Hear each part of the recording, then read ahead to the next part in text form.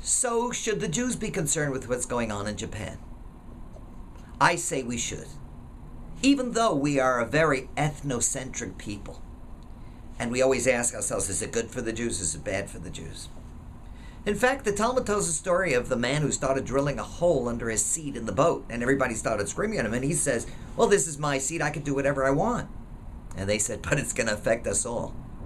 So obviously, what happens in Japan is going to affect us all.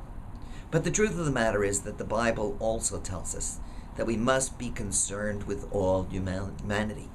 If you remember the story of Jonah, Jonah was sent to prophesy and to tell the people of Nineveh, a non-Jewish city, to repent. And he was reluctant. So he tried to hide by going on a boat.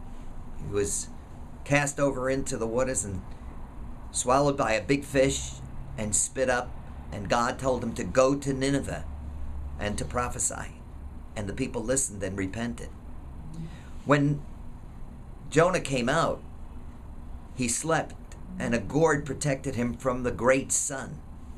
And then suddenly the gourd disappeared, and Jonah was very upset that there was no protection for him from the sun.